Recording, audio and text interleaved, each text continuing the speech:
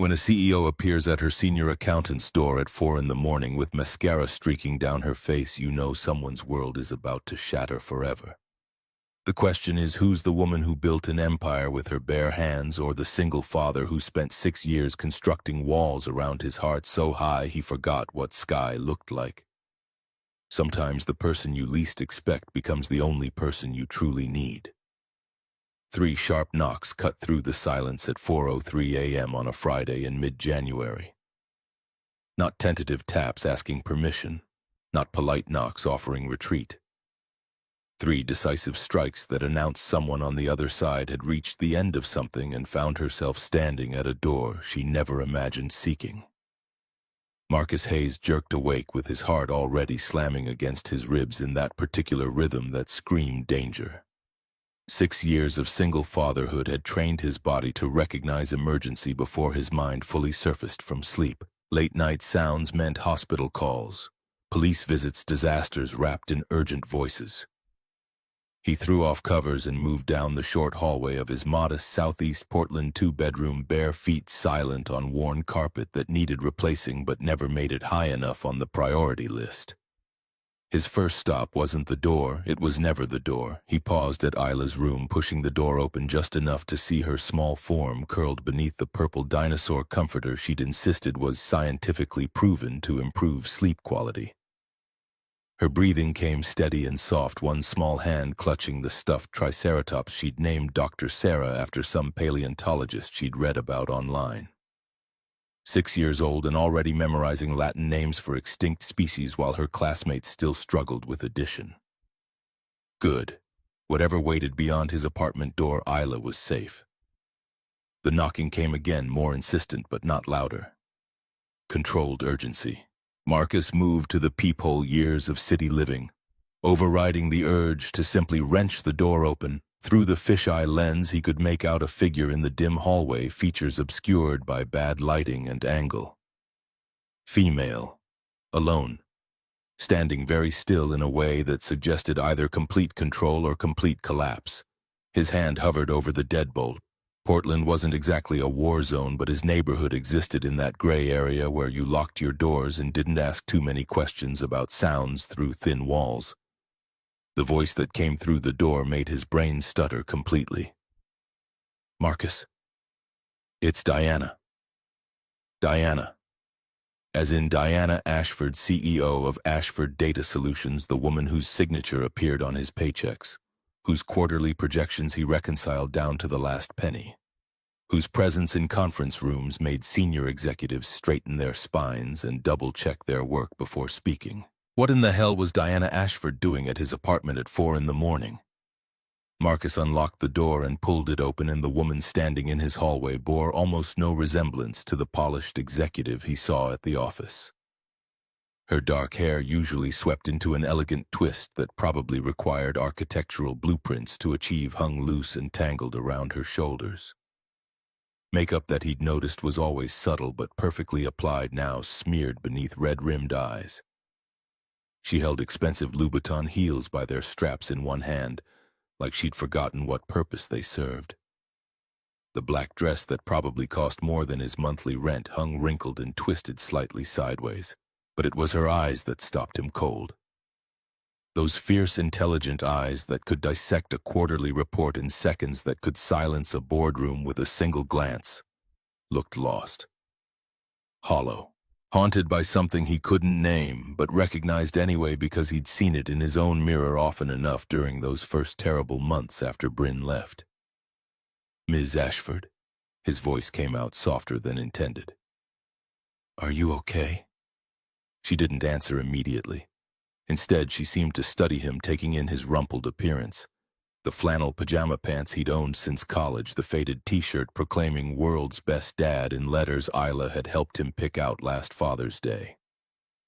Her gaze moved past him to the warm glow of the lamp he'd left on in the living room, to the family photos visible on the wall beyond, to the life he'd built from wreckage and determination. When she finally spoke, her voice barely rose above a whisper.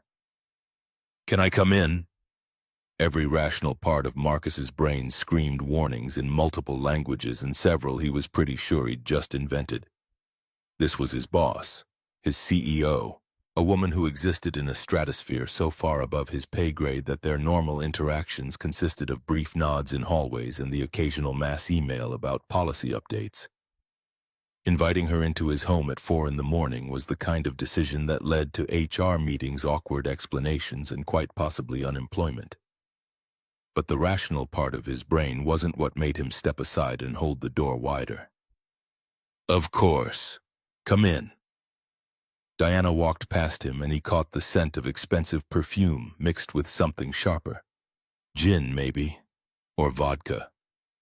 She moved into his living room with uncertain steps so different from the confident stride he was accustomed to seeing.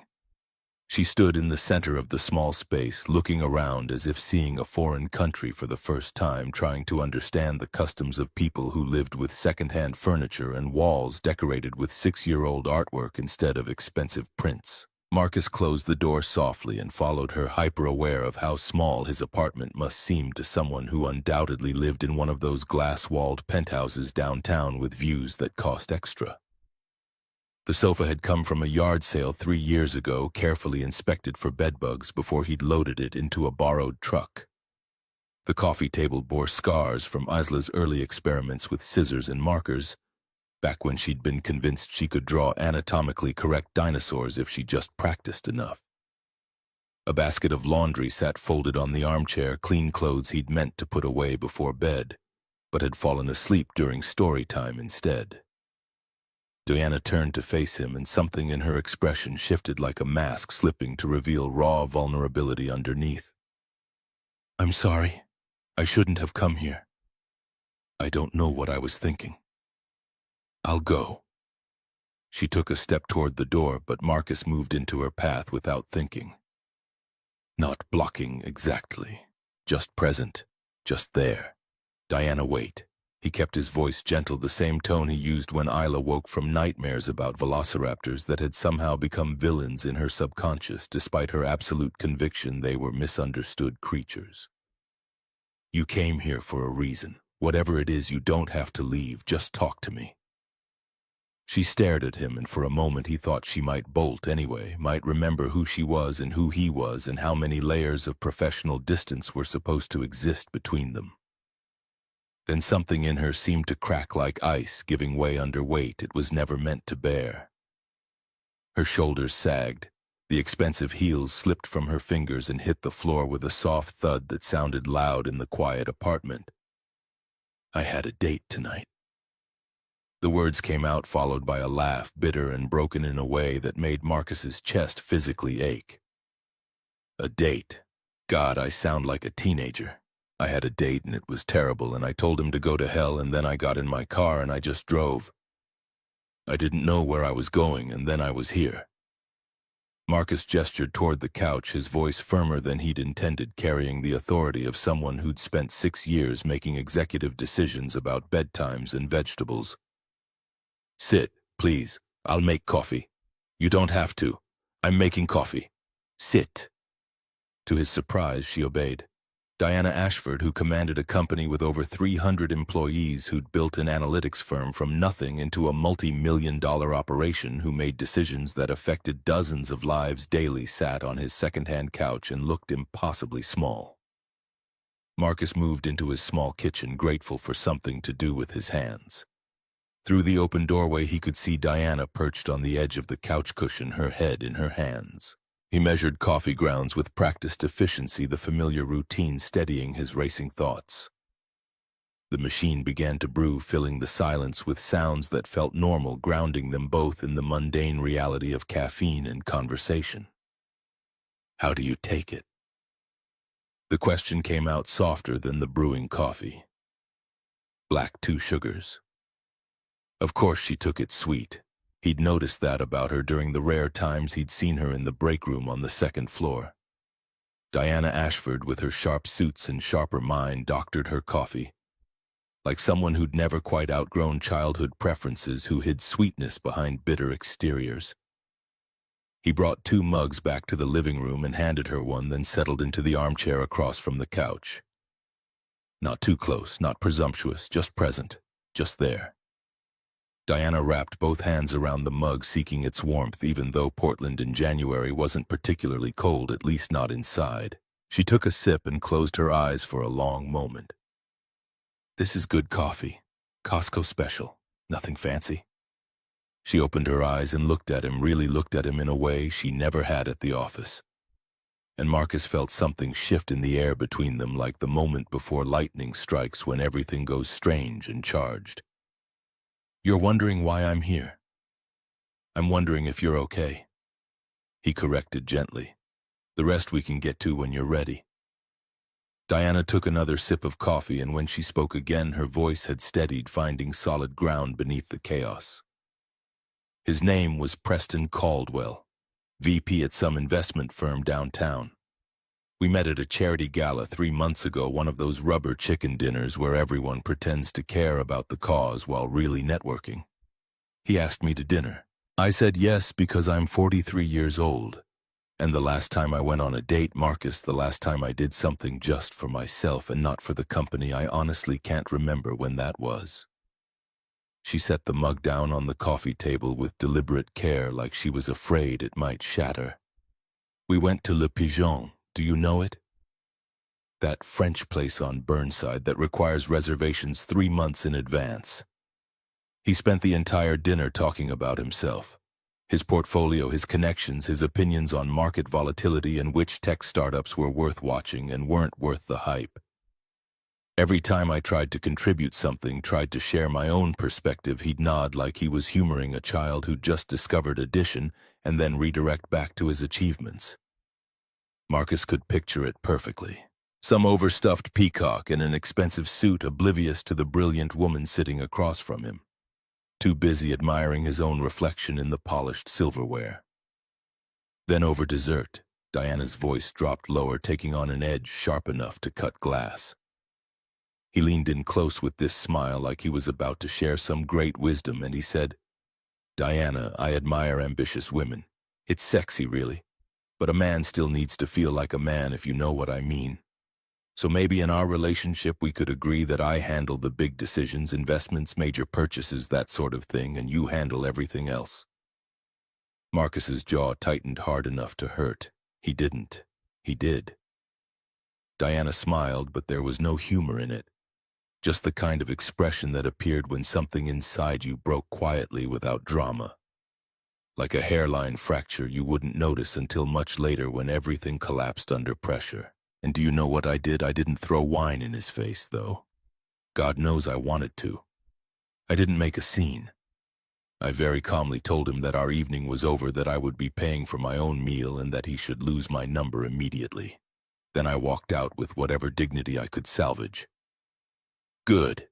The word came out before Marcus could stop it. Is it Diana's eyes shone with unshed tears that she was fighting hard to contain? "Because I sat in my car outside that restaurant for 20 minutes, Marcus. And all I could think was that Preston is the 5th man this year who's made me feel like I'm too much, too successful, too opinionated, too ambitious, too everything. And maybe they're all right.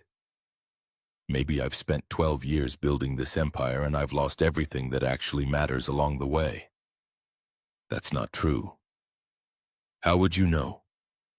The words came out sharp, defensive, and Diana immediately looked away. "I'm sorry. I shouldn't have said that. You don't deserve my anger. It's okay." Marcus kept his voice quiet, steady, the way you'd speak to someone standing on a ledge who hadn't decided yet whether to jump. "You're upset, and you have every right to be. And for what it's worth, anyone who makes you feel like you're too much is really just saying you're more than they can handle. That's their limitation, not yours. Real strength isn't intimidated by someone else's success, it celebrates it." Diana looked at him, and Marcus saw something flicker in her expression. Surprise, maybe, or recognition. How do you do that? Say exactly the right thing. You've been doing it since I got here. No judgment, no awkwardness, just this incredible steadiness. Like you've seen worse and survived it, and nothing can shake you anymore.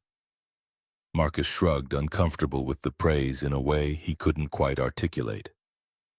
"I'm a single dad. You learn to handle curveballs in midnight crises. You develop a certain perspective when a 6-year-old asks you at 3 a.m.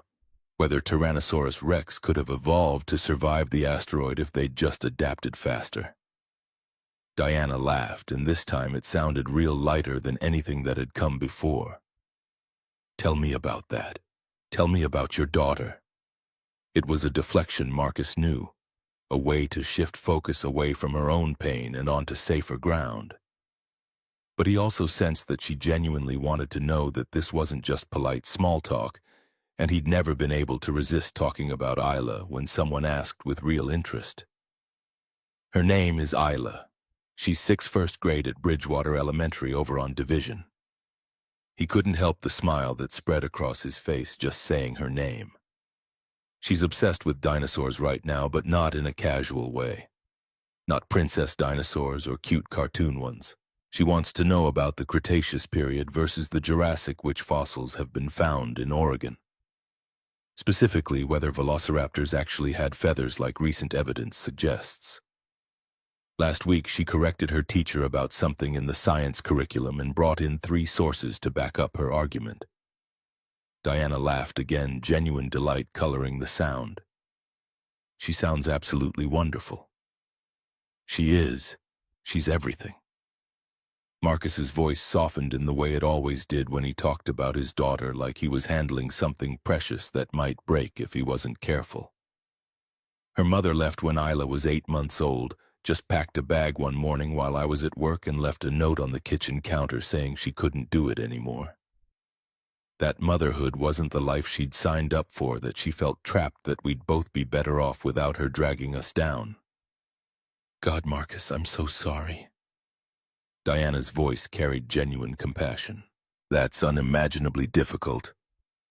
He shook his head, pushing past the old anger that still surfaced sometimes when he thought about Bryn. Don't be sorry. It hurt like hell at the time, I won't pretend it didn't. But honestly, Isla and I are better off this way. Her mother would have stayed miserable and resentful, and kids feel that. They absorb that toxicity even when you think you're hiding it.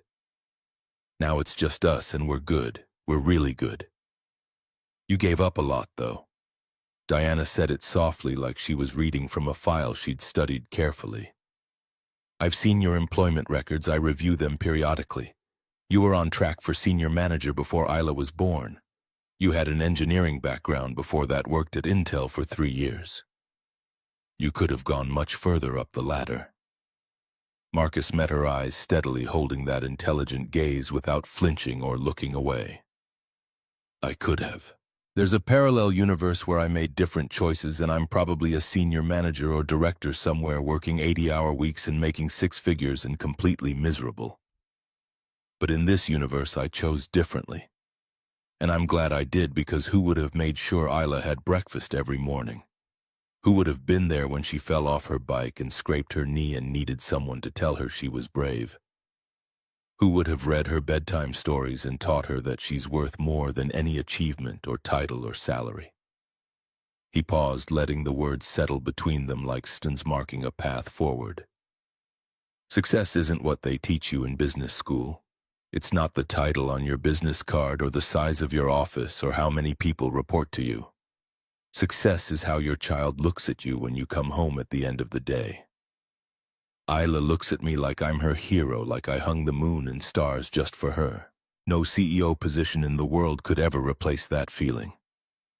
The silence that followed felt heavy with something Marcus couldn't name.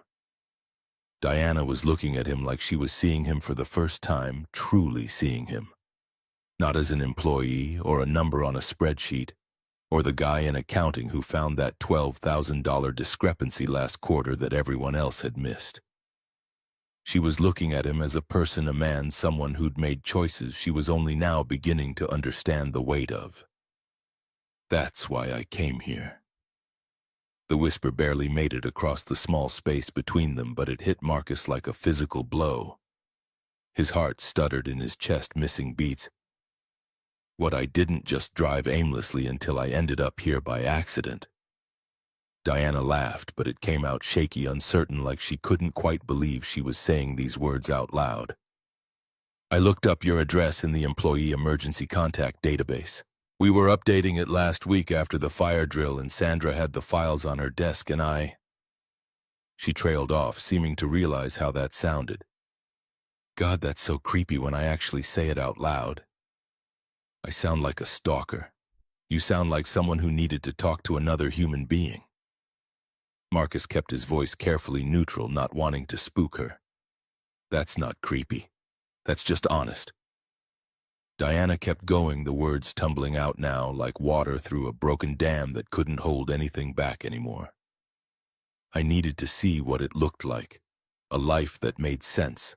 A life where someone chose the things that actually matter instead of the things that look impressive in a corporate bio. Because you're the only person at that company who treats me like a human being, Marcus. Everyone else sees the CEO. They see power and quarterly earnings and someone who can make or break their careers with a signature. But you hold the elevator for me without making it a production number. You say good morning like you actually mean it and not like you're checking off a politeness box. Last month when I was working late, it was that Thursday before the board meeting and you were leaving to pick up Isla, you stopped and asked if I was okay. Do you remember that? He did. It had been a Thursday night and he'd been running late, rushing to make it to after-school care before they started charging overtime fees he could barely afford.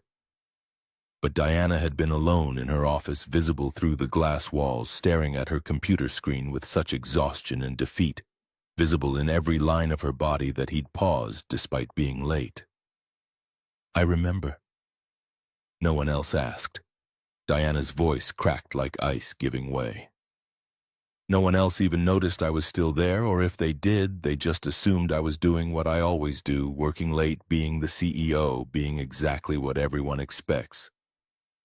And I went home to my empty apartment that night and I thought about you. About how you probably went home to Isla and made dinner together and talked about her day and maybe watched a movie or read books, and you were tired but you were happy. And I realized sitting there alone at midnight eating takeout, I didn't even taste that. I couldn't remember the last time I'd been happy. Truly happy, not just satisfied with a successful quarter. Marcus's chest felt tight, like someone had reached inside and wrapped fingers around his lungs and squeezed. Diana, I'm not drunk, she interrupted, as if reading the thought forming in his mind. I had 2 glasses of wine at dinner with Preston, and that was over 3 hours ago. I'm completely sober, Marcus, which means I have absolutely no excuse for saying what I'm about to say. She stood up abruptly, and Marcus rose with her, uncertain what was happening, but responding instinctively. They were only a few feet apart now, close enough that he could see the fine lines at the corners of her eyes that spoke of years spent squinting at spreadsheets, the vulnerability in her expression that she probably never showed anyone in the boardroom. I like you, Marcus Hayes. Diana said it simply, without preamble or poetry or any attempt to soften the impact. I have for months now, and I know that's completely inappropriate on every possible level. You work for me. You have a daughter to think about whose stability and happiness depend on you making smart choices. I have no right whatsoever to bring this to your door at 4 in the morning and complicate your life. But tonight, after Preston and after sitting in my car trying to figure out why I keep choosing men who make me feel small, I realized I couldn't lie to myself anymore. Not after I'd already gotten in the car and driven here without even consciously deciding to. The only person I wanted to talk to. The only person who makes me feel like I'm not completely alone in this world, even when we barely know each other beyond quarterly reviews, is you. The words hung in the air between them, impossible to take back, changing everything by their mere existence. Marcus's mind raced through calculations and consequences and all the reasons this was dangerous. This was his boss. This was the CEO of his company. This was a woman who could fire him with a phone call, who existed in a stratosphere so far above his own that they might as well be different species living in different worlds governed by different physics. Getting involved with her would be reckless, potentially devastating to the stable life he'd spent 6 years building for Isla from the ruins of his marriage. And yet when he looked at Diana, really looked at her, Past the title and the power and the designer clothes pooled on his floor where she'd dropped them, he saw someone achingly familiar. Someone who'd sacrificed human connection for professional success, who'd built walls so high she couldn't see over them anymore, who was bone-deep tired of being strong and just wanted for once in her carefully controlled life to be seen as simply human. He understood that. God, he understood that more than she could possibly know. Diana, he said her name carefully like it was something fragile that might break if he wasn't gentle. You're going through something difficult tonight. You had a terrible date. You're questioning your choices and your life and probably everything you thought you knew about yourself. I get that, I really do. But in the morning, when you've had some sleep and some perspective, in the morning I'll still feel this way. She interrupted, moving half a step closer into his space. I know you don't believe me, and I understand why you wouldn't. Why would you? We barely know each other outside of quarterly projections and budget meetings. But I'm not confused, Marcus. I'm not having some kind of breakdown or midlife crisis. I'm clearer right now standing in your living room at 4 in the morning than I've been in years. Maybe in my entire adult life. She reached out, slowly telegraphing the movement, giving him plenty of time to step back or move away. Her hand settled against his chest palm, warm, through the thin fabric of his t-shirt, and Marcus felt his traitorous heart hammer against her touch, betraying every careful thought he'd been trying to construct about why this was impossible. I can feel your heart racing. Her whisper carried the weight of revelation. So maybe I'm not the only one feeling this. Maybe you've been feeling it too, and you're just better at pretending it doesn't exist. She wasn't wrong. Marcus knew she wasn't wrong.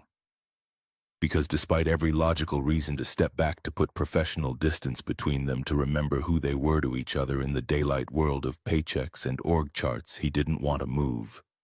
He wanted to stay right here in this impossible moment with this impossible woman who'd knocked on his door and cracked something open inside him that he'd thought was sealed shut forever. Welded closed by betrayal and necessity, but he also knew something Diana didn't seem to fully grasp yet, something his 6 years of single fatherhood had taught him in the hardest way possible. Wanting something desperately wasn't the same as being ready for it. And the cost of being wrong wasn't something he could afford. When there was a 6-year-old sleeping down the hall whose entire world depended on him making smart choices instead of reckless ones. I'm not saying I don't feel anything. He placed his hand over hers where it rested against his chest, not pulling it away, but acknowledging it, holding it there. But I have to be careful, Diana. Everything I do affects Isla in ways that ripple out for years. Every choice, every risk, every person I let into our lives. I can't just follow my heart when there's a 6-year-old who depends on me to be the adult to think things through, to protect her from getting hurt. Pain flashed across Diana's face, sharp and immediate, but she nodded, slowly processing. You're right. Of course you're right. I shouldn't have put you in this position. This isn't fair to you. That's not what I'm saying.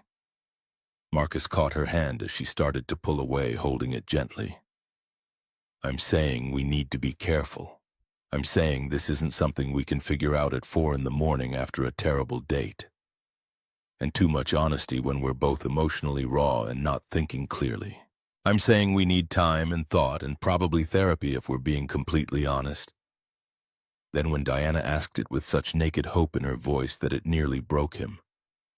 When can we figure this out? I don't know. Marcus admitted the truth because lying to her felt impossible in this moment. But not like this.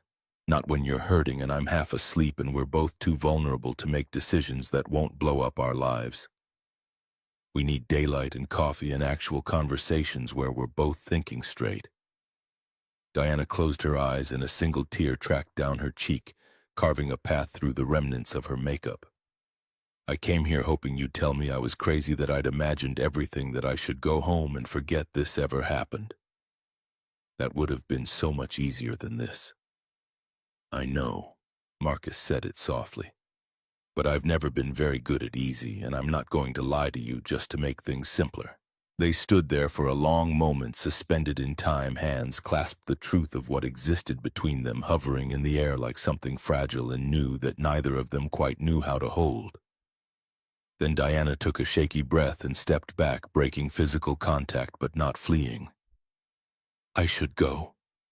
Her voice was steadier now, finding equilibrium.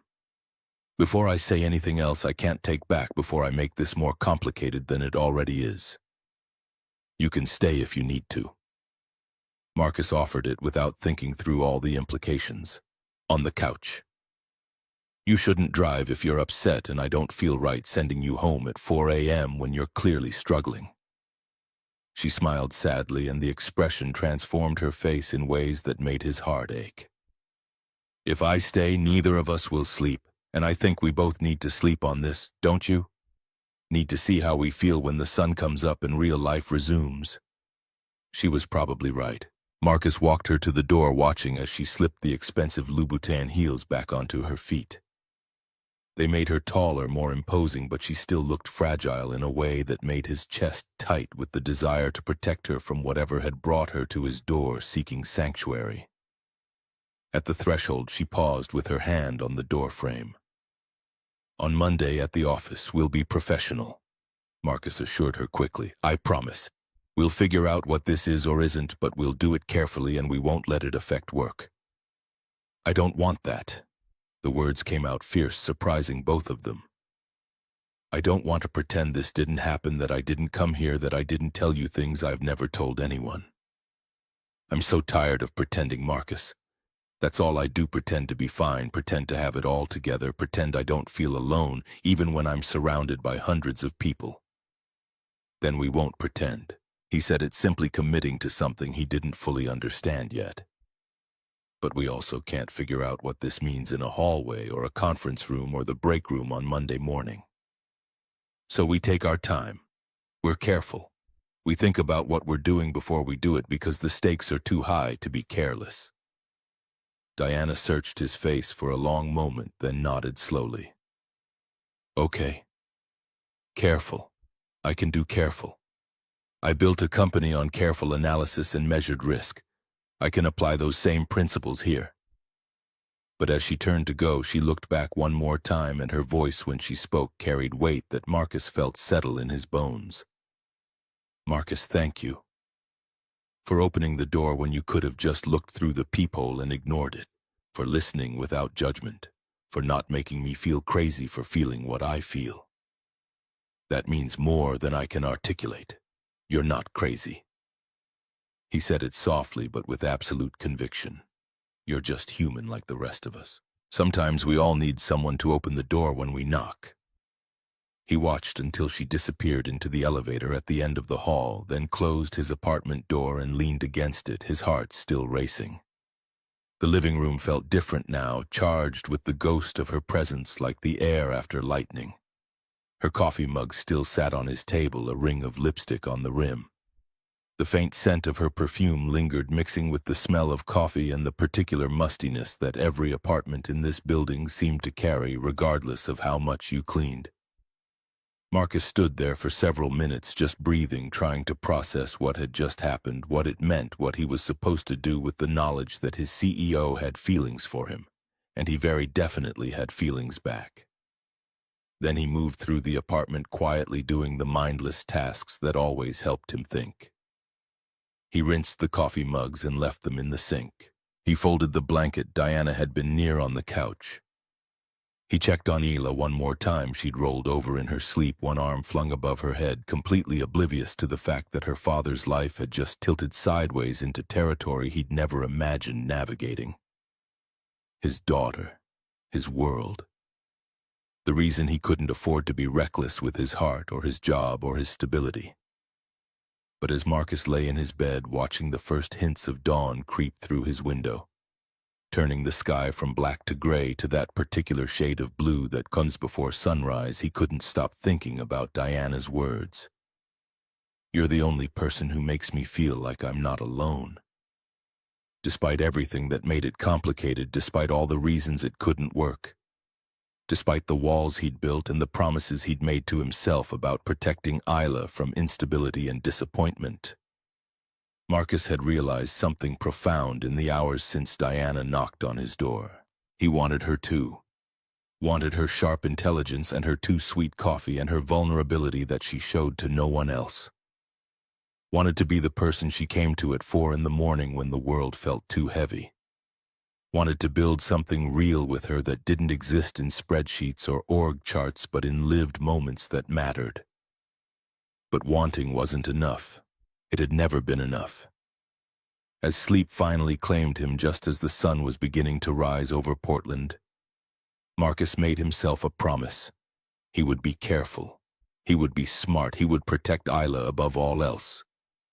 Because she hadn't asked for any of this and she deserved stability. And if there was a path forward that didn't require him to choose between the woman who'd knocked on his door and the daughter sleeping down the hall, he would find it. But only if it was real. Only if it was right. Only if it was worth the risk. Saturday arrived with Igla bouncing on his bed at 7:30 demanding pancakes because it was Saturday. And Saturday meant pancakes with chocolate chips shaped like dinosaurs if he could manage it, which he usually couldn't, but she appreciated the effort. Marcus made pancakes that came out looking more like abstract art than Triceratops, but Isla declared them scientifically acceptable and ate 3 while explaining something complicated about fossilization processes that he was too tired to fully follow. They went to the Oregon Museum of Science and Industry because Isla had been begging to see the new Mesozoic exhibit, and Marcus spent 2 hours following his daughter through galleries while she provided running commentary that was probably more accurate than the actual museum placards. Normal. Safe. The life he'd built from nothing after Bryn walked away. But his phone buzzed in his pocket as Isla examined a Stegosaurus skeleton. And when he pulled it out, an unknown number glowed on the screen. "This is Diana. I got your number from the HR emergency contact list. I know that's probably inappropriate given everything else that's been inappropriate in the last 24 hours, but I've stopped caring about appropriate where you're concerned. Can we talk not at the office, somewhere neutral? There's a coffee shop on 23rd called Paleo Dessert and Espresso. Friday night at 7, please." Marcus stared at the screen for a full minute while Isla asked him increasingly detailed questions about tail spikes that he had no answers for. His finger hovered over the keyboard. He could ignore it, could let the moment pass, could pretend Friday night had been an aberration, a temporary madness brought on by insomnia and emotional exhaustion. Or he could be brave, when the response came within seconds like she'd been waiting with her phone in her hand. "Friday night, 7 p.m. Paleo on 23rd, do you know it?" He did. Small place, quiet, tucked away from the main drag, the kind of establishment where you could have a conversation without the entire neighborhood finding out about it. "I'll be there." "Thank you, Marcus." He pocketed his phone and tried to focus on Isla's enthusiastic explanation of ankylosaur defensive adaptations, but his mind was already 7 days ahead, wondering what he'd gotten himself into and whether it was the bravest thing he'd ever done or the biggest mistake. Monday morning brought Portland's typical January rain, the kind that wasn't dramatic enough to call a proper storm but persistent enough to soak through inadequate jackets and remind everyone that sunshine was a luxury reserved for other months. Marcus arrived at Ashford Data Solutions at 7:15 earlier than his usual 7:30 because sleep had proven elusive over the weekend. And lying in bed replaying Friday night seemed worse than facing whatever waited at the office. The second-floor corridor was empty, most of the accounting department still enjoying final minutes of coffee at home or sitting in traffic on the Morrison Bridge cursing the drivers who somehow forgot how rain worked every single winter. Marcus's cubicle sat in the corner, a space he'd claimed 4 years ago, specifically because it offered a clear view of the hallway while keeping him tucked away from the main flow of foot traffic. Privacy and awareness, the dual necessities of someone who'd learned that surprises rarely brought good news. He booted up his computer, opened the quarterly reconciliation spreadsheet he'd been working through before the weekend, and stared at numbers that suddenly seemed less reliable than they had last Thursday afternoon. Ruth Calloway appeared at the edge of his cubicle at 7:43, holding her ancient travel mug that proclaimed, "Accountants do it," with double entry in faded letters that someone had thought were hilarious back in 1997. She was 52, had been with Ashford since Diana founded it 12 years ago, and possessed the uncanny ability to read people the way Marcus read balance sheets, looking for the numbers that didn't quite add up. Early today, her tone suggested this qualified as noteworthy behavior worthy of investigation. Couldn't sleep. Isla had nightmares about velociraptors turning carnivorous. The lie came easily, smoothly practiced from years of deflecting questions about his personal life. From well-meaning co-workers who didn't need to know that most nights he lay awake worrying about bills and Isla's future, and whether he was doing any of this parenting thing correctly. Ruth studied him for a beat longer than comfortable, her expression suggesting she'd found several numbers that didn't add up, then nodded and moved toward her own cubicle 3 rows over. Marcus exhaled, slowly turned back to his screen and pretended the reconciliation numbers made sense, even though they'd somehow transformed into abstract symbols that refused to resolve into meaningful information. The morning crawled forward with painful slowness. Marcus reconciled accounts, flagged a discrepancy in the facilities budget that would require follow-up with the building management company, responded to 3 emails about expense reports that the senders should have been capable of handling themselves if they'd bothered to read the actual policy document. Normal, routine, safe. At 9:47, his desk phone rang with an internal extension he didn't immediately recognize. He picked up, expecting some request for clarification about last quarter's projections, or maybe facilities calling about the budget discrepancy. "Mr. Hayes, this is Sandra from Executive Admin. Ms. Ashford asked me to let you know there's an all-hands meeting at 10:30 in the main conference room on the 3rd floor.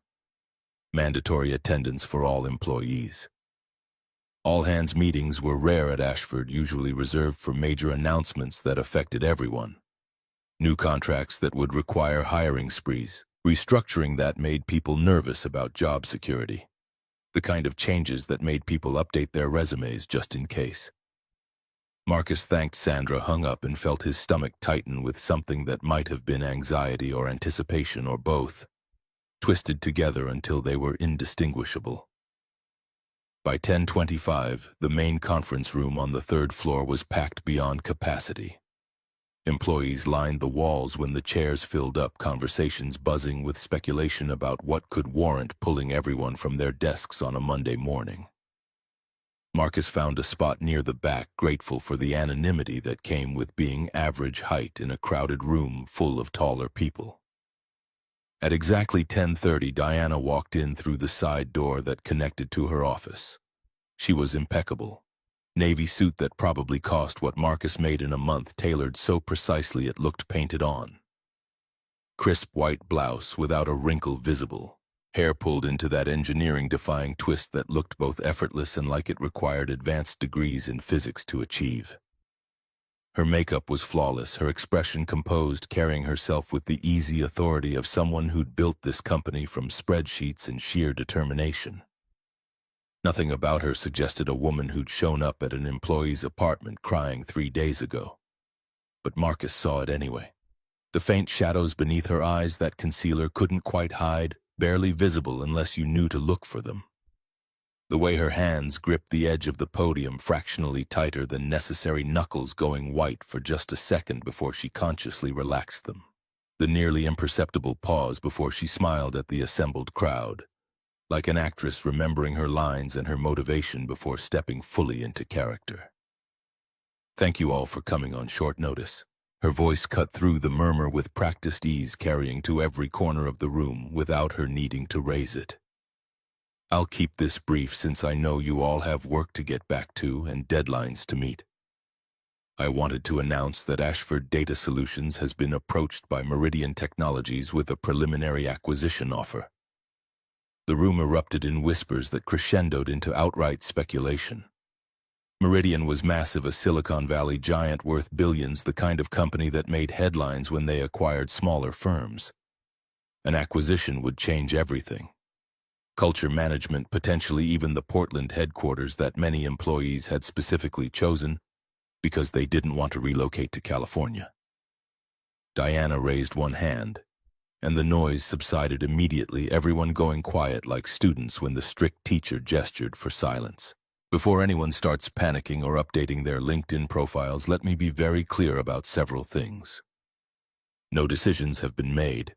The board and I are carefully evaluating the offer, conducting due diligence and considering all implications. But any deal, and I cannot stress this enough, any deal would include comprehensive protections for employees. Your jobs would be secure. Your benefits would be maintained or improved, not eliminated. This would be a growth opportunity for Ashford, not a shutdown. Meridian is interested in our expertise and our team, not just our intellectual property. Questions flew fast and hard.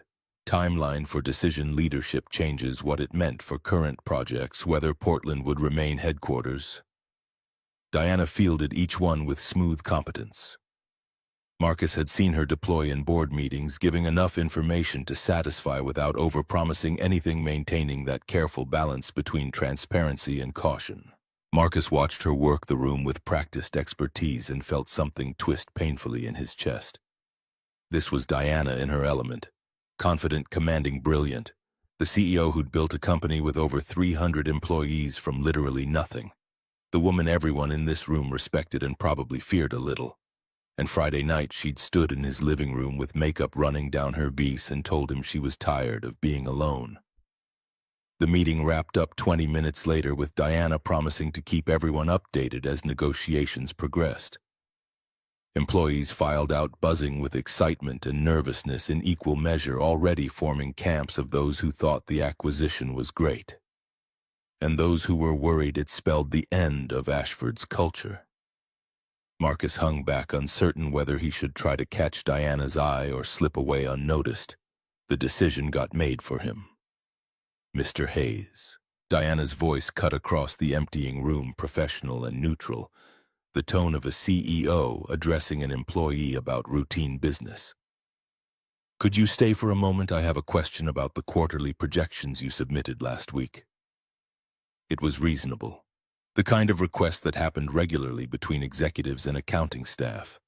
No one would think twice about it.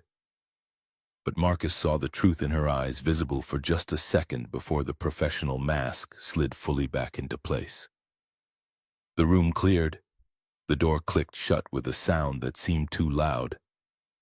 Suddenly they were alone in a space that felt both too large and too small at once. Diana didn't move from behind the podium. Marcus didn't approach. The distance between them felt charged, dangerous, like the moment before lightning strikes, when the air goes thick and strange and you know something's about to happen, but you can't stop it. How are you? I should be asking you that. Diana's professional facade cracked slightly, letting real emotion show through. I showed up at your apartment at 4 a.m. crying. I think I'm the one who needs to answer that question. How are you? Embarrassed? Terrified? Unable to stop thinking about Friday night and what it means that I felt more honest in your living room than I have in years of therapy. You don't need to be embarrassed. Don't I? Diana moved out from behind the podium, now cutting the distance between them by half her heels, clicking on the conference room floor. I broke every professional boundary that exists. I looked up your address without permission. I showed up uninvited in the middle of the night. I told you things I shouldn't have. And now we're both standing here pretending we can just go back to how things were before, except we both know that's impossible. I don't want to go back. The words came out before Marcus had fully decided to say them. I've spent the entire weekend trying to talk myself into thinking Friday night was a mistake, an aberration, something we should forget. And I can't do it, Diana. I can't pretend I don't feel what I feel. What do you feel? Terrified? Interested? Like I'm standing at the edge of something that could be really good or completely destroy everything I've built? Marcus ran a hand through his hair. You're my boss. You're the CEO. We exist in completely different worlds. Getting involved could blow up both our lives in ways I can't predict or control. And I have Isla to think about, Diana. She has to come first in every decision I make. I know, and I respect that. I admire it, actually. Diana's voice went soft. But what if we didn't have to blow everything up? What if we could try this carefully, slowly, without risking everything you've built? How you just announced a potential $95 million acquisition. Your life's about to get infinitely more complicated with negotiations and board meetings and shareholder concerns. And my life is parent-teacher conferences and making sure there's milk in the fridge and bedtime stories about dinosaurs.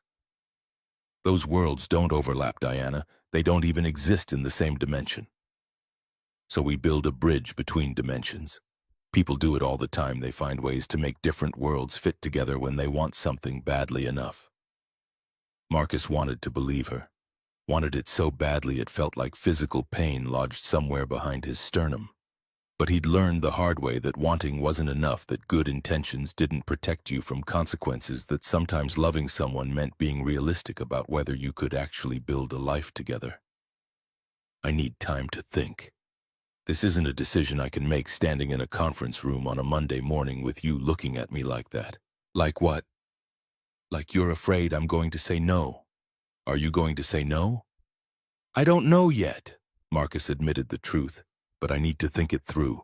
Need to talk to Isla's therapist about what this might mean for her if it doesn't work out. Need to understand what I'm risking before I risk it.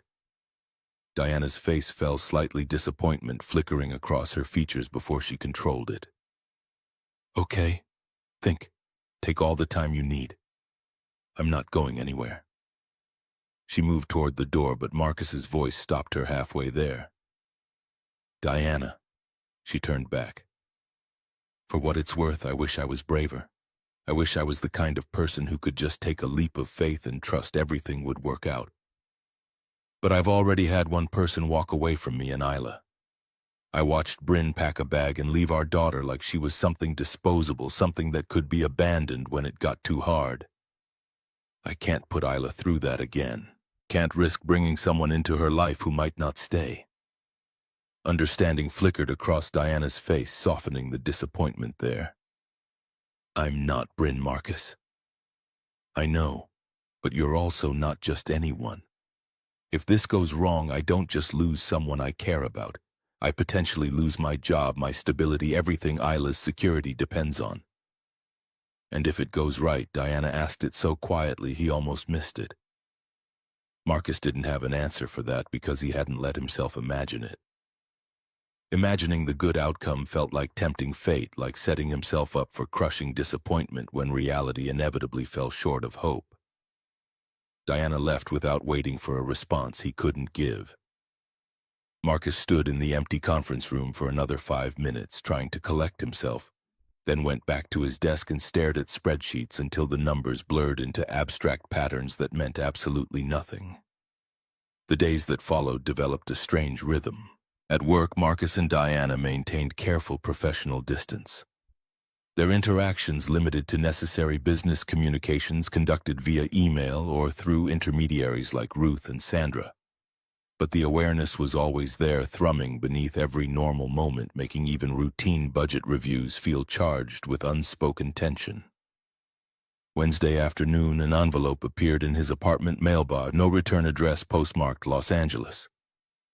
Marcus opened it, standing in the lobby, and the world tilted violently sideways. Marcus, it's been 5.5 years, too long. You have every right to hate me, and I wouldn't blame you if you did, but I need you to know leaving you and Isla was the biggest mistake of my life. I suffered from severe postpartum depression that went undiagnosed and untreated. I also had substance abuse issues that I didn't even recognize were issues at the time. I was drowning, and I didn't know how to ask for help, so I ran. I convinced myself you were both better off without me dragging you down. I've been in therapy for 2 years now, sober for 18 months, not a drop of alcohol, not a single pill. I have a steady job as a marketing manager at a tech startup in LA. I have an apartment stability, a life that works. I want to see Isla. I'm not asking you to let me back into your life. I know that ship sailed long ago and I sank it myself. But Isla deserves to know her mother exists. She deserves the chance to have that relationship if she wants it. I'll be in Portland next month for work. Can we meet just to talk? I'm not demanding anything, just asking for a conversation. Please think about it. Bryn P.S. I saw Isla's school photo on your company's Employee Family Day post on LinkedIn. She's beautiful. She has your eyes. Marcus's hands shook as he read it 3 times, his brain struggling to process words that rearranged his entire understanding of the past 6 years. Bryn wanted back in. After 5.5 years of silence, of absence, of Isla growing up without a mother, Bryn wanted to meet their daughter. Panic hit first, cold and sharp and immediate, flooding his system with adrenaline that had nowhere to go. What if Bryn fought for custody? What if she was genuinely stable now? Could prove she'd changed, could convince a court that Isla deserved to know her biological mother? What if this destroyed everything he'd built, everything he'd fought for, everything that made him feel like he was doing this parenting thing even remotely correctly? Then fury, white-hot and righteous, burning through the panic. How dare she? How dare Bryn show up now after Isla had learned to live without her, after Marcus had become both parents, after they'd created a life that worked without the woman who'd abandoned them when things got hard? Then fear underneath it all, deeper and more primal. What if Isla wanted to know her mother? What if his daughter had questions he couldn't answer? Needs he couldn't fulfill, a hole in her heart shaped like the woman who'd given birth to her? What if trying to protect Isla from Bryn actually hurt her more in the long run and threaded through everything else confusion about Diana? If Bryn came back, if custody became complicated, if his life got messy in ways he couldn't control, what did that mean for the fragile thing he and Diana were building? Would she want to sign up for this level of complication? Would he even blame her if she didn't? Marcus stood in the lobby for 10 full minutes, letter clutched in his hand, before he finally moved. He went upstairs, made breakfast for Isla on autopilot, got her ready for school without really being present, dropped her at Bridgewater Elementary, and drove to work in a fog. At his desk, he pulled out his phone and typed an email to the address Bryn had included at the bottom of her letter. Fine. We can meet. Stumptown Coffee on Division, February 28th, 10 a.m.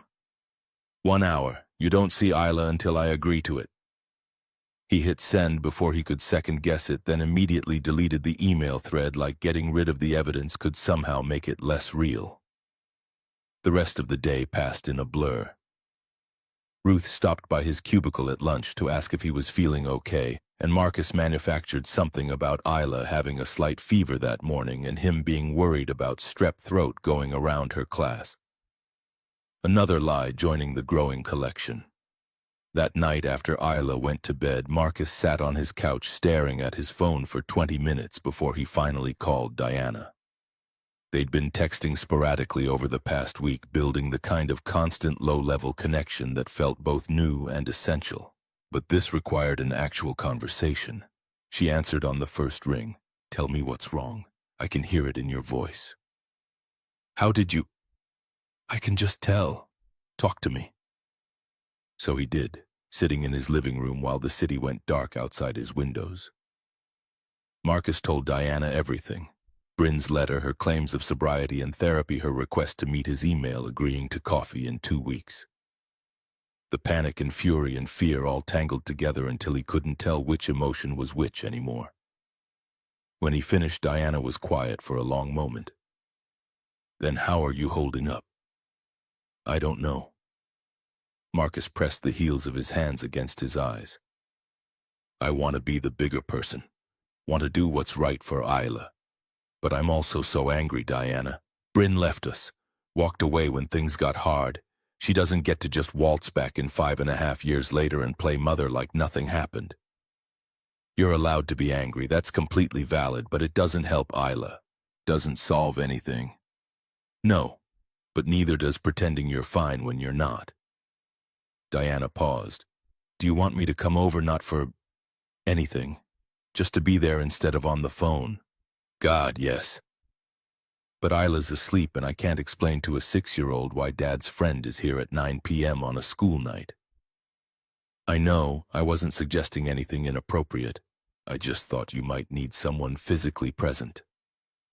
The offer made Marcus's throat tight with gratitude and longing in equal measure. I do, but not tonight. Can I take a rain check anytime? Whatever you need. They talked for another hour, Diana listening without judgment as Marcus spiraled through worst-case scenarios, offering perspective when he got too lost in catastrophizing, gently redirecting when he started building walls to protect himself from hypothetical pain. When they finally hung up near midnight, Marcus felt marginally more centered. Not better exactly, but less like he was drowning alone in deep water with no shore in sight. Friday arrived and Marcus showed up at Palio at 6:58, unable to wait the extra 2 minutes. Diana was already there in their corner booth, 2 cups of coffee waiting on the table. She wore jeans and a soft sweater, hair down around her shoulders, looking more human and less CEO than he'd ever seen her at the office. Marcus slid into the booth across from her and she pushed 1 cup toward him. "Black 1 sugar," I remembered. The gesture felt impossibly intimate, this woman who commanded hundreds of employees remembering exactly how he took his coffee after watching him once, months ago. "Thank you." Diana wrapped her hands around her own cup, steam rising between them. "How are you feeling about the Bryn situation?" Terrified. "Like I'm about to open a door I can't close again and I have no idea what's waiting on the other side." "That's understandable. Have you talked to Isla yet?" "No. I wanted to talk to Dr. Patel first. That's Isla's therapist. Get professional advice on how to approach this without traumatizing her." "Smart." Diana took a sip of her too-sweet coffee. "What does your gut tell you? That Bryn deserves a chance to prove she's changed, maybe? That Isla deserves the option of knowing her biological mother if she wants to? But also that I'm terrified of what that means, of letting someone back in who hurt us so badly. Those feelings don't contradict each other. You can believe Bryn deserves a chance and still be terrified. That's not weakness, Marcus. That's being human." They talked for 2 hours that night, time dissolving the way it does when you're with someone who makes conversation feel effortless. Diana asked questions about Bryn, about the marriage, about what had gone wrong. Marcus found himself telling her things he'd never told anyone, about the early warning signs he'd missed, about the night he'd come home to find Bryn gone and Isla screaming in her crib, about the years of rebuilding that followed. In return, Diana told him about her own divorce 8 years ago, about a husband who'd wanted the successful CEO wife he could show off at parties but resented the actual work and hours that success required. About coming home one day to find him in bed with his secretary in a cliché so painful it almost became funny in retrospect. About the settlement where she'd essentially paid him to go away so she could focus on building Ashford without the distraction of a drawn-out legal battle. "We're both refugees from failed marriages," Diana observed. "Both of us scarred, both of us careful now. Both of us wondering if we're capable of trying again or if we're too damaged. Are we too damaged? I don't know. Maybe. Or maybe we're exactly damaged enough to understand each other in ways whole people couldn't." Marcus reached across the table and took her hand, marveling at how natural it felt despite all the complications. "I'm falling in love with you." The words came without planning, without careful consideration of timing or appropriateness. "I know it's fast and probably stupid to say out loud this early, but I am." Diana's eyes filled with tears, but she was smiling. "It's not stupid. And for the record, I'm falling in love with you too. Have been for a while, actually. Probably since that first Friday night when you made me coffee and didn't judge me for showing up at your door crying. We're really doing this, aren't we?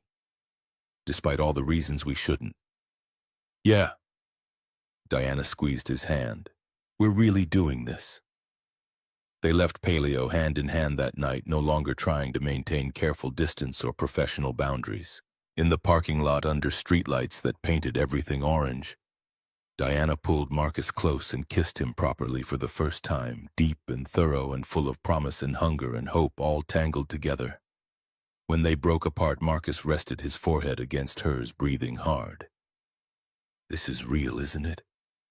This isn't just me wanting it so badly I'm imagining it. It's real." Diana's voice was steady, certain. It's terrifying and complicated and probably going to blow up our lives in ways we can't predict, but it's real. Good. Because I don't think I could go back to before now, before you.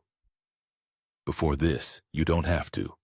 We're in this together now, whatever this turns out to be. Marcus drove home with her words echoing in his mind. Together. After 6 years of handling everything alone, of being both parents, of never having backup or support beyond paid childcare and the occasional help from neighbors, he finally had someone who chose to stay. The meeting with Bryn was scheduled for February 28th at Stumptown. Marcus had 2 weeks to prepare to figure out how to tell Isla to shore up his legal position in case this turned into a custody fight.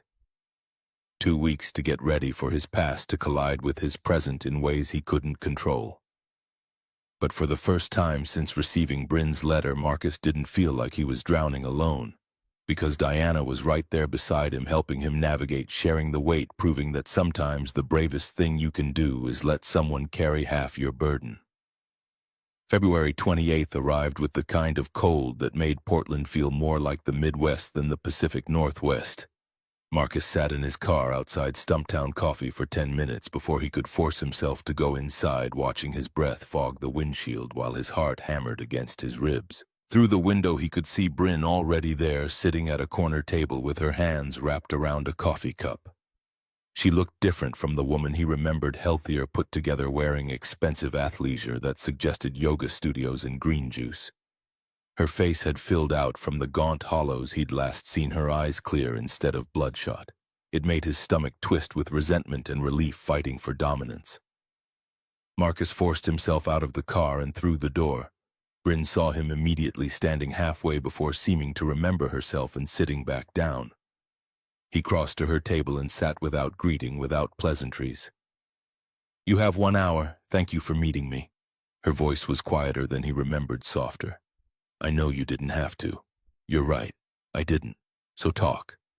Bryn took a shaky breath and began. The postpartum depression started within weeks of bringing Isla home from the hospital. I didn't recognize it at first, thought I was just exhausted like every new mother. But it got worse.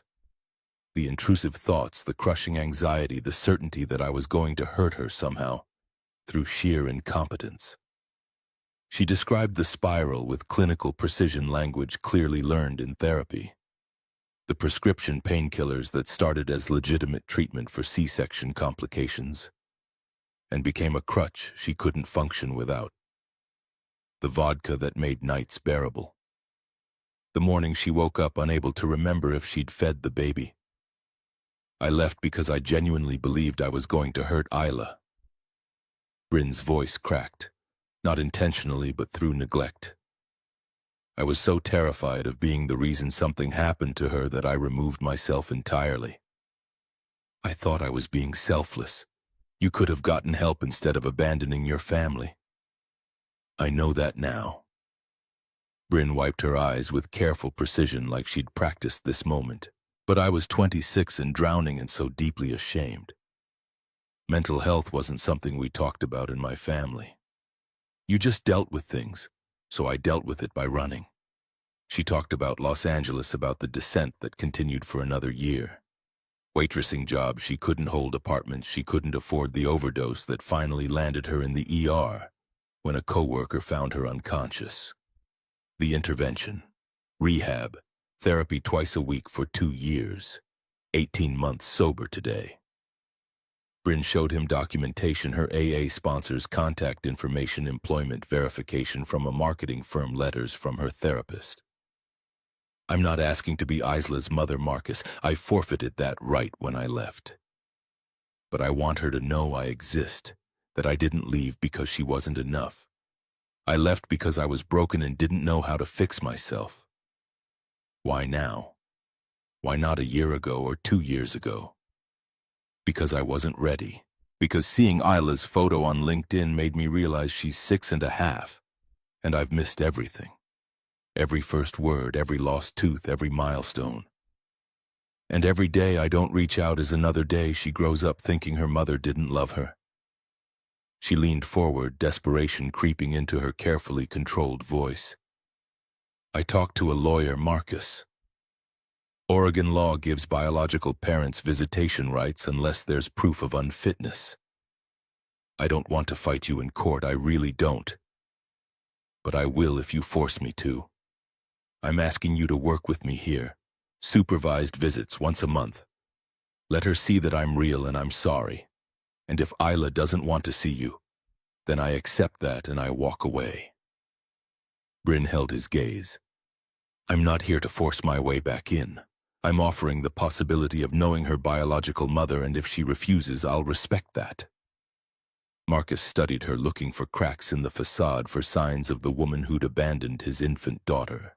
But all he saw was someone who'd hit absolute bottom and clawed her way back up, someone genuinely trying to make amends even if the timing was terrible and the request impossible. It didn't make him less furious, but it made him willing to consider. I need to talk to Isla's therapist, and I need to tell Isla in my own way on my own timeline. You don't get to upend her life because you've decided you're ready. I understand. And if we do this, it's supervised. My rules, my location choices. You don't get to demand more. I won't. I promise, Marcus. He stood the chair, scraping loudly. I'll email you when I've made a decision. Don't hold your breath. Marcus walked out before Bryn could respond, before the anger and confusion and grudging sympathy could tangle any further. He sat in his car for 20 minutes, just breathing, before he could trust himself to drive. Dr. Patel's office was in a converted house in Hawthorne, warm and professional without being clinical. She'd been seeing Isla quarterly since age 4, maintenance appointments to ensure the early abandonment hadn't caused lasting trauma. Marcus had called ahead, explained the situation, and Dr. Patel had cleared her afternoon. She listened to everything: Bryn's letter, the coffee meeting, the documentation of sobriety and therapy, with the kind of focused attention that made Marcus understand why Isla trusted her. Isla is resilient, Dr. Patel said finally, but reintroducing her biological mother needs extreme care. I recommend we prepare her slowly. Tell her that her mother has been sick but is better. Let her ask questions. Give her complete control over whether she wants to meet Bryn. What if she doesn't want to? Then she doesn't, and you tell Bryn that. Dr. Patel's voice was firm. Isla's emotional well-being takes absolute priority over Bryn's desire to make amends. This has to be Isla's choice, not yours, and definitely not Bryn's. Marcus left with a plan and a knot in his stomach that wouldn't loosen. That evening, after the usual dinner and bath routine, Marcus sat on the edge of Isla's bed while she clutched Dr. Sarah the Triceratops. Kiddo, I need to talk to you about something important. Isla sat up, her face going serious. Okay. Do you remember how we've talked about your mom? Your biological mom who left when you were a baby, the one who went away because she was sick? Yeah. Marcus took a breath. Well, she's been getting help, doctors and therapy and treatment, and she's feeling better now. She lives in California, but she's going to be in Portland next month, and she wants to meet you, if you want to meet her. Isla processed this with intense concentration. Do I have to know? This is completely your choice. If you don't want to, that's okay. I'll tell her no, and that'll be the end of it. What if I want to, but then I don't like her? Then you don't have to see her again. Marcus smoothed her hair back. There's no pressure here, Isla. You get to decide what feels right for you. Will you be there every second? I won't leave you alone with her. Isla thought for a long moment, her small face scrunched in concentration. Can I think about it? Of course. Take all the time you need. She settled back against her pillows.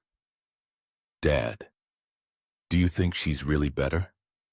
Or is she just pretending? The question gutted him with its insight. I think she's really trying. Whether that's enough, I don't know. But I won't let her hurt you again. Isla nodded, apparently satisfied with the honesty. Okay, I'll think about it. Marcus kissed her forehead and left her door cracked open. In the hallway, he leaned against the wall and called Diana. How did it go? She answered immediately. I told her. Now we wait. How are you? Exhausted? Terrified? Grateful you're in my life? He slid down the wall to sit on the floor. Can you come over tomorrow? Isla wants to meet you properly. Not just as Dad's friend, but as someone who matters. Really, really. She asked this morning if you were my girlfriend, and when I said yes, she said it was about time because I'd been smiling at my phone a lot lately. Diana laughed, the sound warm through the phone. Smart kid. What time? Dinner 6. I'm making spaghetti, which is one of 3 things I can cook that's actually edible. I'll be there. And Marcus, thank you for trusting me with this. Always. The next 3 weeks developed their own rhythm. Diana came to dinner twice a week, gradually becoming a presence in their lives that felt natural rather than forced. She brought flowers for the table and helped Isla with a science project about fossil formation. She laughed at Marcus's terrible cooking and didn't pretend the slightly burned garlic bread was fine. Isla studied Diana with the same intensity she brought to dinosaur research, asking unexpected questions. Do you like my dad because he's nice or because he's handsome? If you had to choose between a Triceratops and a Stegosaurus as a pet, which would you pick? What's the scariest thing you've ever done? Diana answered each question seriously. Because he's kind and makes me laugh and treats me like I matter. Triceratops because they traveled in herds so it would have friends. Showing up at your dad's door at 4 a.m. and admitting I was lonely. That last answer made Isla nod like Diana had passed some test. Okay, you can stay. On March 5th, a Wednesday afternoon, Marcus's desk phone rang with a call that made his blood run cold. Mr. Hayes, this is Principal Martinez from Bridgewater. Isla's fine, but there's been an incident. Can you come to the school? What happened? Is she hurt? Not physically, but she's very upset. I'd prefer to discuss this in person. Marcus was already grabbing his jacket. 15 minutes. He ran for the elevator, nearly colliding with Diana as she stepped out. Marcus, what's wrong, Isla? School called. Something happened. Diana saw his face and made a decision without hesitation. Let me drive. You're in no state. Diana, I can't ask. You're not asking. Let's go. They made it to Bridgewater in 12 minutes. Diana drove with controlled efficiency while Marcus sat rigid in the passenger seat, running through worst-case scenarios. In the office, Principal Martinez led them to a conference room where Isla sat tear-stained beside her teacher, Mrs. Patterson. What happened? Marcus knelt beside his daughter. There was an altercation during recess. Principal Martinez chose her words carefully. Isla was defending Harper Donnelly from bullying. She pushed Colton Drake when he wouldn't stop taunting Harper about her clothing and family situation. I hit him. Isla's voice came small. He was being so mean and nobody was stopping him, and I told him to stop, but he wouldn't, so I pushed him and then... Her voice broke. Then I hit him in the face. Marcus felt the world tilt. His gentle daughter, who cried over injured birds, had used violence. Colton has a bloody nose and is quite upset. Mrs. Drake, his mother, is demanding consequences. The principal gestured to a woman standing by the window, radiating fury. My son was attacked. Mrs. Drake's voice was sharp. I expect immediate suspension. Your son was tormenting a classmate whose father is deployed overseas. Diana spoke up, her CEO voice cutting through tension. Perhaps we should discuss what led to the physical altercation instead of focusing solely on the result. Who are you? A family friend who happens to know that 6-year-olds don't typically resort to violence unless they've witnessed repeated provocation with no adult intervention. The room went silent. Principal Martinez looked between them. Mrs. Patterson.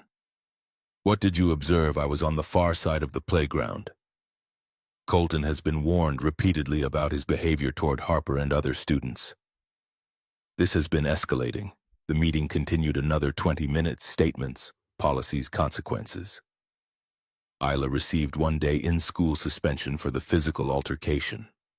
Colton received the same, plus mandatory behavioral evaluation. Walking to Diana's car, Isla looked up at her. Who are you really? I'm Diana. I work with your dad, and I care about both of you very much. You stood up for me to that angry mom. Of course I did. Diana knelt to Isla's level. What you did defending Harper was brave. The hitting wasn't the right choice, but wanting to protect your friend. That was brave. Isla studied Diana with new intensity.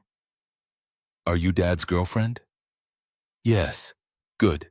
You're better than my other mom already. The words hung in the air, stunning them both. Marcus felt his throat close up. At the apartment, Isla went to her room without being asked. Marcus turned to Diana. You didn't have to do that. Stand up to Mrs. Drake, defend Isla. Yes, I did.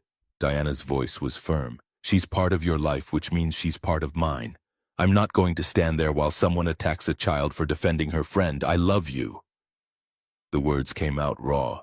I'm completely in love with you. Diana pulled him close. I love you too, and I love Isla. All of this, the complications, the ex-wife, the school drama, I'm choosing all of it because I'm choosing you. They stood there holding each other while the afternoon light faded and Marcus felt something settle in his chest.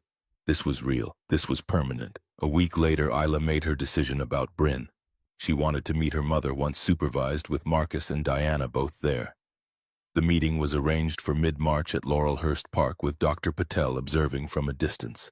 Bryn arrived early, pacing with obvious nerves. She'd brought a stuffed triceratops clearly researched. When she saw them approaching, her face did something complicated. She's so big. Isla, this is Bryn.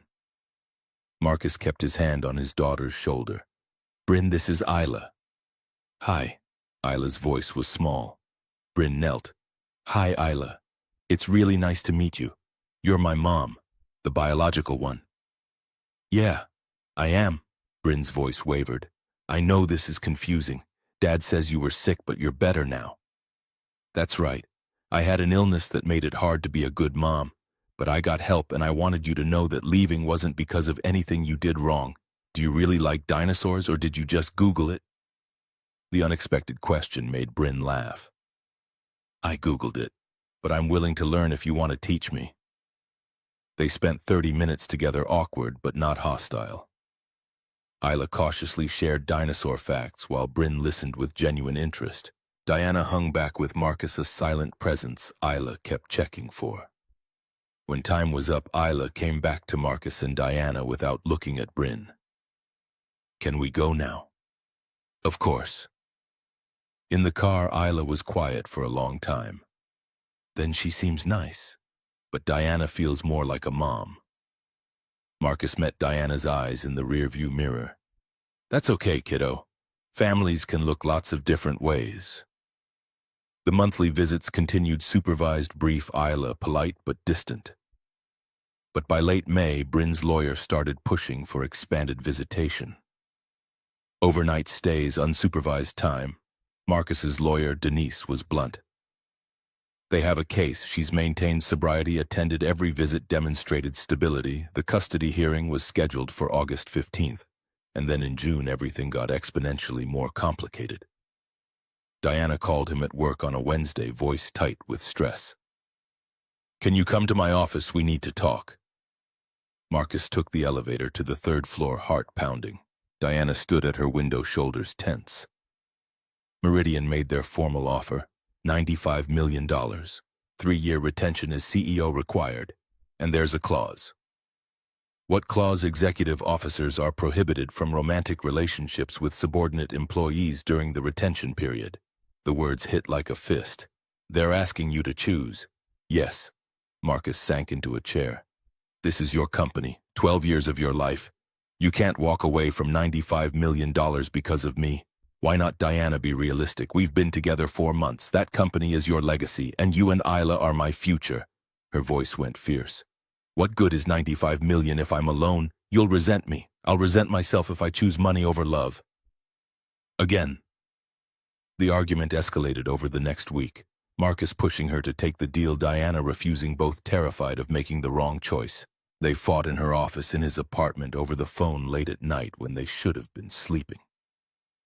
10 days before the June 30th deadline, they were arguing in Marcus's living room when Isla's door cracked open.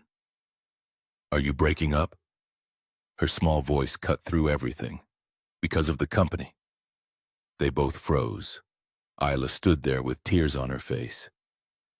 Diana, do you love my dad? Yes, sweetheart. Very much. Then don't leave. Isla's voice broke. Please don't leave like my other mom did. I don't want to lose you too. Diana dropped to her knees in front of Isla, pulling the crying child close. I'm not leaving, sweetheart. I promise you I'm not leaving. But Dad said you have to choose. Adults sometimes say things when they're scared that come out wrong. Diana's voice steadied as she spoke, finding certainty even as her own fear threatened to overwhelm her.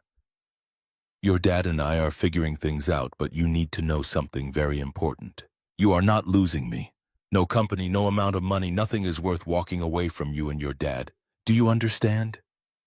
Isla nodded against Diana's shoulder, her small body shaking with suppressed sobs.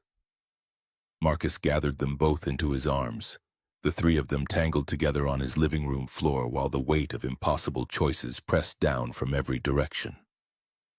After Isla finally fell asleep an hour later, exhausted from crying, Marcus and Diana sat on the couch in heavy silence. I can't let you give up $95 million for us. Marcus said it quietly but firmly. You can't stop me. Diana's voice carried equal conviction. That money won't keep me warm at night, won't make me laugh over terrible cooking, won't give me a family. What if you regret it? 5 years from now, when you're watching other people run the company you built, when you realize what you gave up, then I'll deal with it. But I won't regret choosing love over fear. I've made that mistake before, Marcus. I spent 12 years choosing work over everything else, and it left me alone at the top of a mountain I didn't even want to climb anymore. I'm not making that mistake again. The Meridian deadline was June 30th, 9 days away. Diana spent those days in strategy sessions with her board, her lawyers, Ruth Calloway, who'd been with Ashford from the beginning. But she wasn't trying to decide whether to take the deal.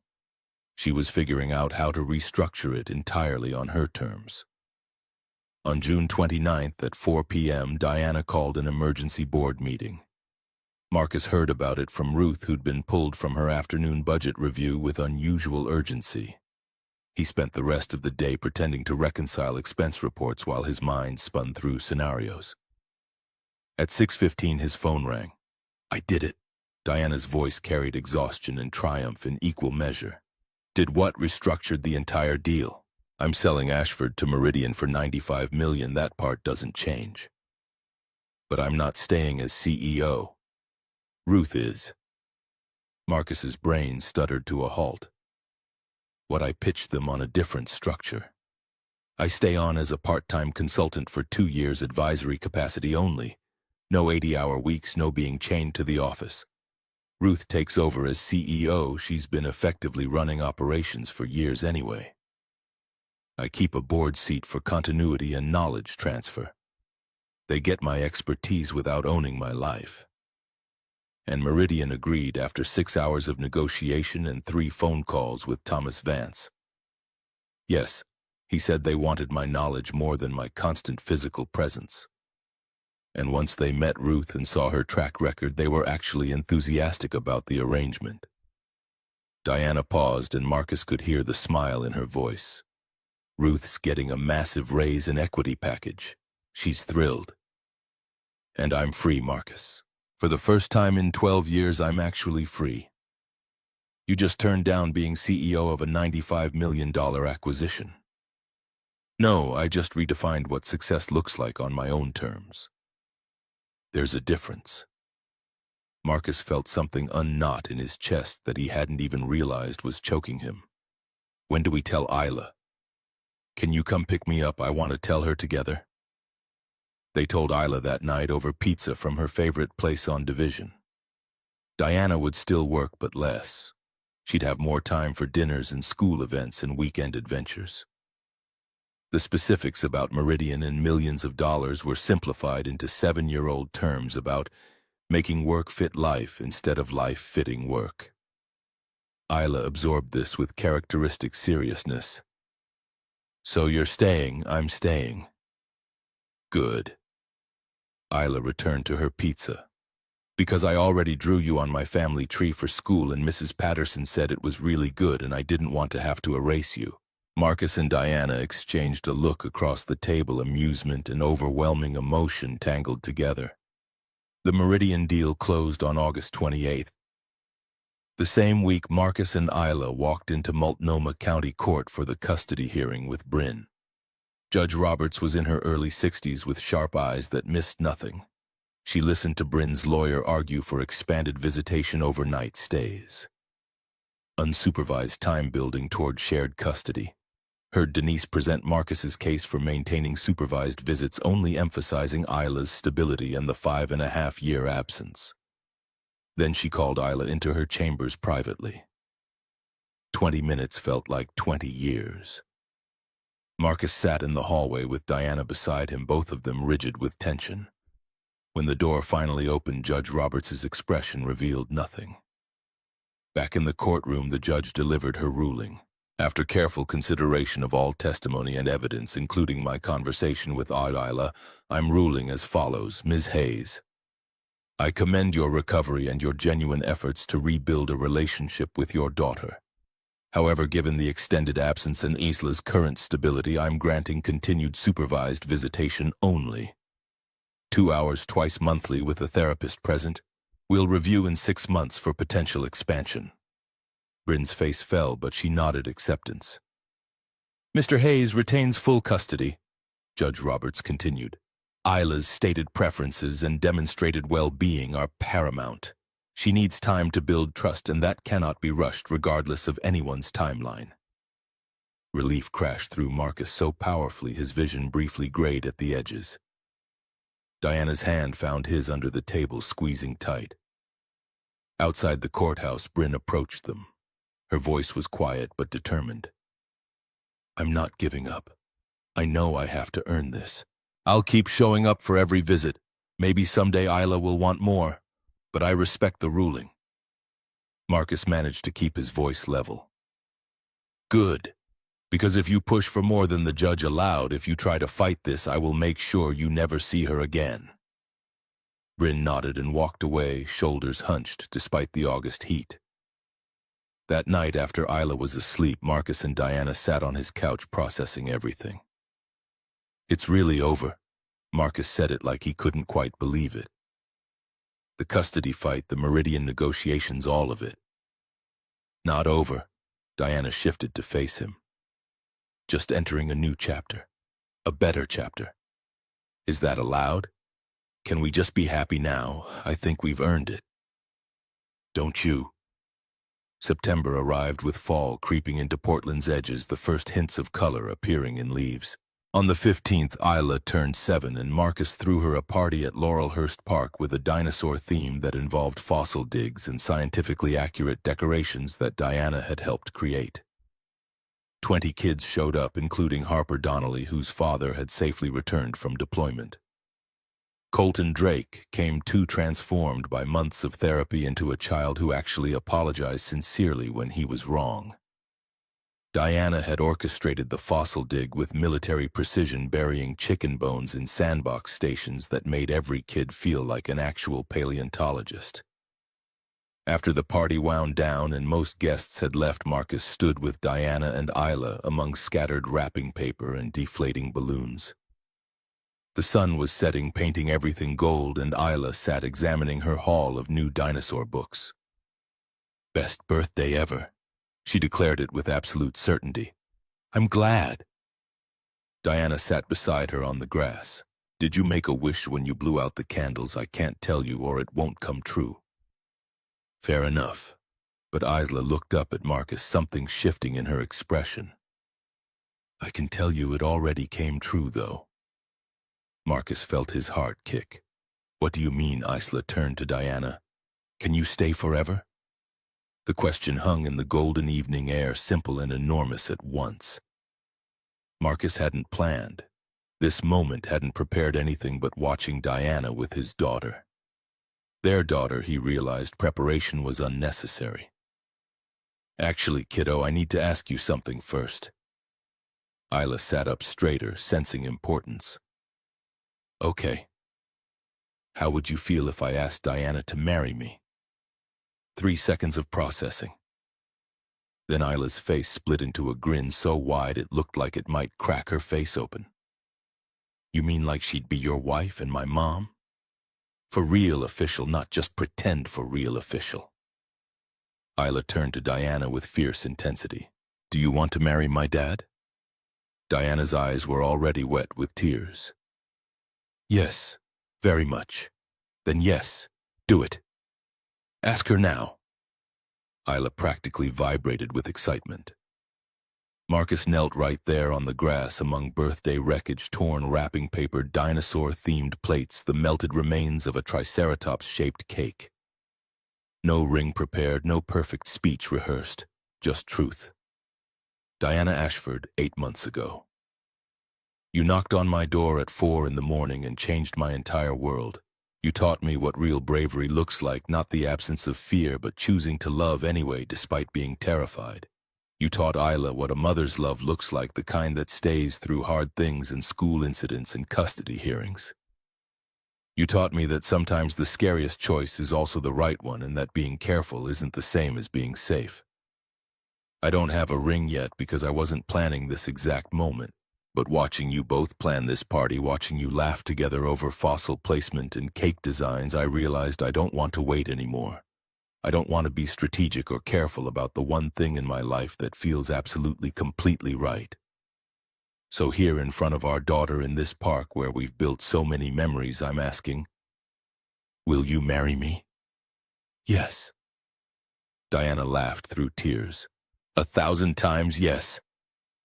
Isla shrieked and launched herself at both of them, and they went down in a tangle of arms and laughter and happy tears. Mrs. Kowalski, still lingering nearby, pulled out her phone to capture the moment, declaring it the best birthday party she'd witnessed in her entire 68 years. They went ring shopping the next day, all three together. Isla took her consultant role with utmost seriousness, rejecting anything too flashy or scientifically impractical for daily wear. She finally settled on a simple platinum band with 3 small diamonds. It represents the 3 of us, she explained with the authority of someone who'd clearly given this considerable thought. You, Dad, and me. We're a triangle like the Triceratops skull structure, 3 points that make it strong. Perfect. Diana slipped it on and held her hand to catch the light. Absolutely perfect. The wedding happened in March at Crystal Springs Rhododendron Garden, small and intimate with 50 guests. Ruth served as Diana's maid of honor, still glowing from her promotion to CEO. Marcus's brother flew in from Seattle with his family, their relationship tentatively mending after years of distance. Isla was the flower girl, taking her duties so seriously she counted her steps to ensure mathematically even petal distribution down the aisle. Bryn came too at Isla's request. She sat in the back row, maintaining the boundaries that the custody arrangement required, but her smile was genuine when Isla waved during the processional. Complicated and messy and exactly right. Marcus and Diana had written their own vows. He went first, his voice steady despite the emotions threatening to overwhelm him. Diana, you knocked on my door and I opened it without knowing everything was about to change. You were brave enough to be vulnerable, to ask for what you needed, to take a chance on something that didn't make sense on paper. I promised to love you, to support your dreams, whether they involve boardrooms or family dinners, to share Isla, our daughter, with you completely, and to never take for granted the gift of your presence in our lives. You're my partner, my love, my home. Diana's turn came with tears already streaming, but her voice held steady and strong. Marcus, I spent years building walls and telling myself they were protection when really they were prison. You showed me there was a door and I could open it if I dared. You gave me more than love. You gave me a family, a daughter who teaches me about dinosaurs and reminds me what actually matters.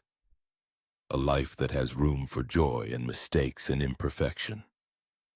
I promise to love Isla as fiercely as I love you, to show up every day, even when it's hard, to build a life with you that's full of laughter and honesty and 4 a.m. conversations where we figure out who we're becoming.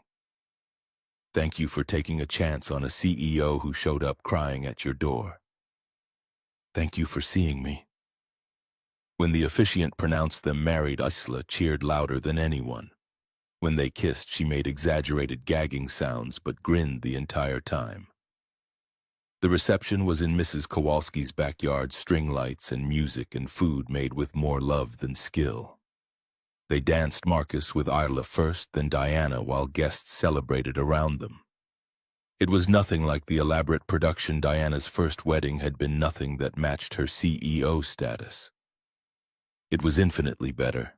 It was real. A year later, on their first anniversary, Diana woke Marcus at 4:03 a.m. with 3 sharp knocks on their bedroom door. They'd moved to a house in southeast Portland 6 months earlier. 3 bedrooms with a yard where Isla could dig for pretend fossils and a garage Marcus had converted to a woodworking space. He opened the door to find Diana in his old t-shirt, hair messy from sleep, that mischievous smile on her face he'd come to love. "Can I come in?" "You live here?" He couldn't help grinning. "I'm recreating a moment. Play along." He stepped aside with exaggerated formality. "Would you like coffee? Already made some." "Come on."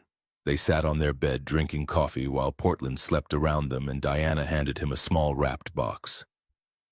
Inside was a picture frame holding the photo from Isla's 7th birthday party, the moment right before he'd proposed, all 3 of them laughing at something beyond the camera's view. The frame was engraved, "The family we choose, the love we build, the door we open." I wanted something that captured what we've created. Not the posed wedding photos or official pictures, but this. Us being genuinely happy.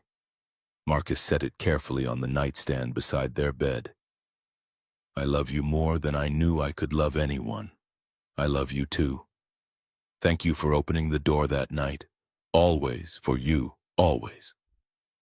When Isla burst in 3 hours later demanding pancakes and announcing that Paleo, the gray kitten they'd adopted in October, had knocked over her entire dinosaur display, they woke laughing. This was their life now. Chaotic and full and messy and exactly right. Diana worked part-time consulting, had joined the board of a nonprofit helping women entrepreneurs, had started writing a book about building success without losing yourself. Marcus had been promoted to accounting manager at Ashford under Ruth's leadership. Coached Isla's soccer team despite her being terrible at sports but loving them anyway. And spent weekends building furniture in the garage that gradually filled their house.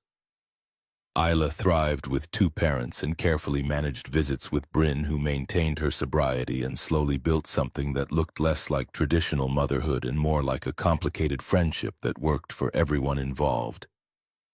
Isla called Marcus Dad, Diana Mom, and Bryn Bryn. And all 3 adults had made peace with the arrangement. 2 years after the wedding, Diana came home from a doctor's appointment with news that made Marcus's heart stop and restart. "I'm pregnant." They'd talked about it cautiously, both aware that Diana was 45 and time wasn't infinite. They'd decided to try without pressure, to let it happen if it was meant to. Isla's reaction was characteristically intense. "I'm going to be a big sister for real." She immediately began planning, declaring she would teach the baby everything important about dinosaurs and also about being brave and standing up for people. The pregnancy was carefully monitored, complicated by Diana's age, but progressing well. In June, they learned they were having a boy. "We should name him something paleontology-related," Isla insisted, to match the theme. "We're not naming your brother Velociraptor." Marcus was firm. "What about Owen?" After Owen Marsh, the paleontologist who discovered tons of dinosaurs, Diana and Marcus exchanged a look. "Actually, I love that. What do you think?" "Perfect." Marcus smiled. Owen Marcus Ashford Hayes. Owen was born in February on a snowy morning, 7 pounds 6 ounces, with Diana's dark hair and Marcus's eyes. Isla met him in the hospital and declared him perfect, even though he couldn't do anything yet except sleep and cry. Bryn sent flowers with a card that said simply, "Congratulations. I'm happy for you all." She didn't ask to visit or meet Owen, seeming to understand that this chapter wasn't hers to be part of beyond well wishes. Life settled into new rhythms shaped by sleepless nights and diaper changes and the particular chaos of a household with a toddler and a 9-year-old. Diana scaled back consulting even further, wanting to be present for Owen's early months in ways she'd learned mattered from watching Marcus with Isla. On Owen's first birthday, they had a small celebration at home, just family and close friends. Mrs. Kowalski Ruth and her husband Diana's assistant Sandra, who'd become a genuine friend, simple and perfect. That evening, after Isla and Owen were asleep, Marcus and Diana sat on their back porch watching stars appear over Portland's light pollution. Do you ever think about that night when I showed up at your door every single day? If you could go back, would you still open it every single time? He pulled her closer. You're the best thing that happened to me. Well, second and third best now. They both glanced toward the house where Isla and Owen slept. Fair assessment. I think we should keep the tradition. Diana's voice carried that tone she used when she'd been planning something. Every anniversary I knock at 4:03 a.m. You open. To remember what it took to get here, remember that sometimes the scariest thing you can do is let someone in. But sometimes letting someone in is the only way to find what you've been missing your entire life. Marcus kissed the top of her head, grateful beyond words for this woman who'd been brave enough to knock, for the daughter who'd given him permission to love again, for the son who'd completed their family in ways they hadn't known they needed. 5 years after that first knock, Marcus Hayes understood something fundamental about walls and doors and the difference between safety and living. He'd spent 6 years behind barriers he'd built brick by careful brick, telling himself it was protection, when really it was just fear dressed up in responsibility. Diana had knocked on his door carrying her own fear, her own walls, her own certainty. That success meant being alone at the top. And somehow they'd found each other in that shared brokenness, had chosen to be brave together, had built something neither could have created alone. Not the grand romantic gestures or perfect moments. Just this one person brave enough to knock and another brave enough to open, in the beautiful, complicated, messy real life they'd built. Because sometimes the person you least expect becomes the person you need most. Love wasn't what Marcus had thought it would be when he was younger. It wasn't dramatic romance or perfect partnership. It was Diana's coffee mug in the sink and Isla's dinosaurs scattered across the floor and Owen's toys everywhere. It was negotiating whose turn for dishes and laughing at terrible jokes only they found funny. It was showing up every day and choosing each other even when it would be easier not to. It was knocking on doors at 4 in the morning and finding someone brave enough to let you in. And Marcus Hayes, who'd spent 6 years convinced he was safer alone, had finally learned the greatest truth of his life. Sometimes the bravest thing you can do is believe you deserve to be loved. And then when love knocks open the door, and let it transform everything.